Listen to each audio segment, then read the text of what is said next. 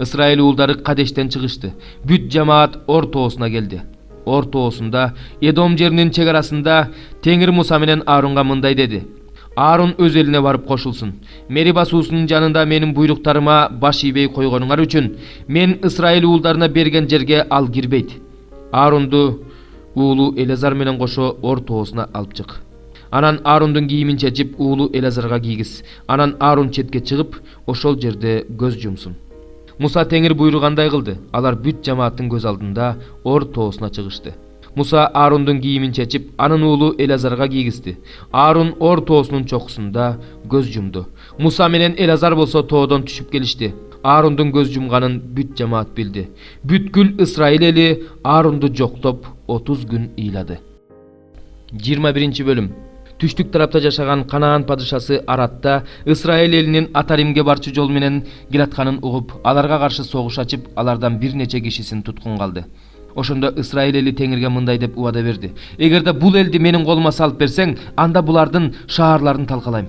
Теңир Ысрайыл элинин үнүн угуп, Канаандыктарды анын колуна салып берди. Ысрайылдыктар аларды шаарлары менен кошо талкалап жок кылышты. Ошондуктан ал жерди Хорма деп аташты. Эдом жерин айланып өтүш үчүн алар Ор тоосунан Кызыл деңизге карай кеткен жол менен жөнөштү. Жолдо элдин чыдамы кете баштады. Алар Кудайга каршы, Мусага каршы мындай деп наалышты: Бизди Мисыр жеринен чөлдө өлсүн деп алып чыктыңар беле? Анткени бул жерде нан да, суу да жок. Бул жарыбаган тамак көңүлүбүзгө тийди. Ошондо Теңир элге уулуу жылаандарды жиберди. Алар Ысрайыл уулдарын чагышты. Ошондо алардын бир тобу өлдү. Анан эл Мусага келип мындай деди: Биз Теңирге жана сага каршы сүйлөп күнөөгө баттык.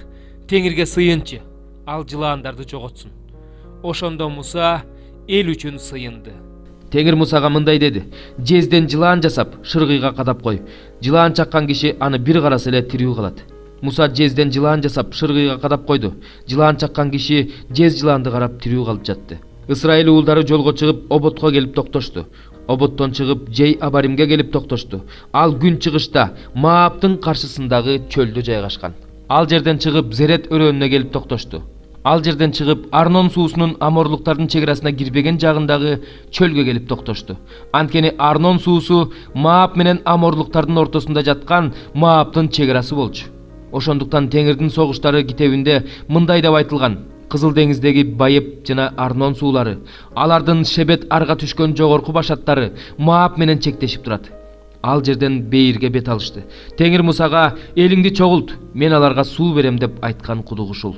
Ошондо Ысрайыл мындай деп ырдады: Тол кудук, ал жөнүндө ырдагыла. Бул төрөлөр жана эл башчылар өздөрүнүн мыйзам таяктары менен казган кудук. Бул чөлдөн чыгып Матанга бет алышты. Матандан Нахалиэлге, Нахалиэлден Бамотко жөнөштү. Бамоттон чыгып Маап жериндеги Пизги тоосунун чокусундагы чөлдү караган айга жөнөштү.